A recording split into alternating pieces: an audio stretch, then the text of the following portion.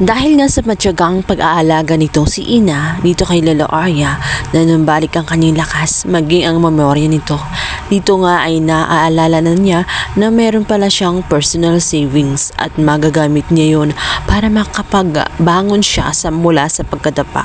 Dito ay gaganti na nga siya at ipaparamdam na nga ni Lola Arya ang sakit na ginawa ng kanyang mga apo sa kanya.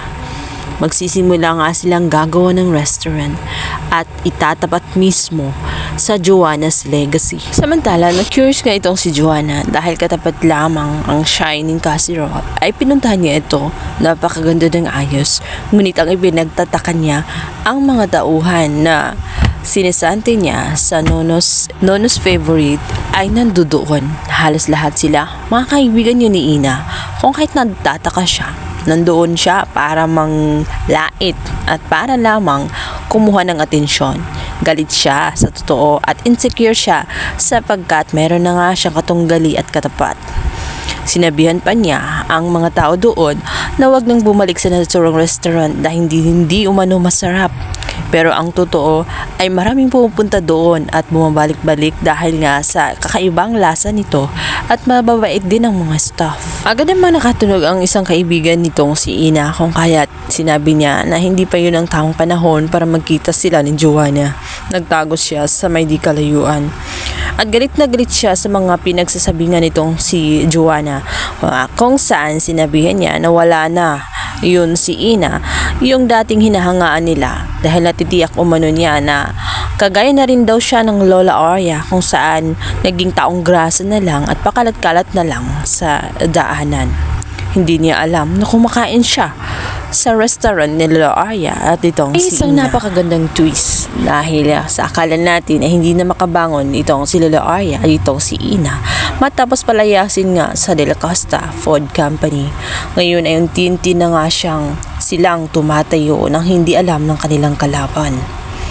Samantala, nangako itong si Ina na gagawin ang lahat-lahat ng kanilang makakaya nang sa ganun ay pagsisihan nga ni Joanna ang pagtapon niya kay Lola Arya.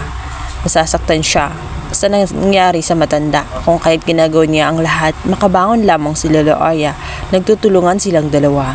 Sa kabilang banda, habang itong si Joanna ay inis na inis sa bago niyang katunggali, dito naman patuloy na kumikilos itong si Charlie at itong si Lani.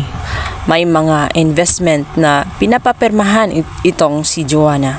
Hindi man lang niya ito binasa. Tiwalang-tiwala siya sa mga ginagawa nga nitong si Charlie. Ang hindi alam nga nitong si Joanna ay ini-scam na siya nga ni Charlie sapagkat unti-unti na nga kinukuha ang fondo at malalaman na lang niya isang araw ay mapipilitan siya na ibenta na lamang ang kanyang shares sapagkat unti-unti na nga ang inaangkin at kinokontrol ni Charlie at Lani ang lahat. Kung kaya't ito yung dahilan kung bakit gusto nila na wag nang hanapin itong si Lola Arya. Yun pala, maging sila ay babalikan din ng matanda, maging ang kanyang apo ay hindi rin makaligtas dahil ito yung unang tumakwil sa kanya imbis na alagaan siya. Sa kabilang banda, magkakaroon nga ng grand opening ang naturang Shining Casserole at minungkahin nga nitong si Lani na dapat pumunta siya dahil may isang sikat na chef na dadalo doon at tingin niya ay talagang napaka-interesting yun dahil ang chef na yun ay sikat na sikat at hindi yun basta-basta dumadalo sa mga restaurant kung kaya't kailangan niyang malaman nang sa ganun malaman din niya kung sino talaga ang kanyang tunay na kalaban. Masasurpresa nga itong si Joanna matapos nga makita ang pagmumukha nga nitong si Ina na nakaayos na nga at gulat na gulat siya. Sinabi ni Ina na kung noon ay naaalipos na nga siya, ngayon ay hindi na niya hahayaan. Sisiguraduhin niya na gagapang nga itong si Joanna at pagbabayaran niyang lahat ng kanyang ginawang kasalanan.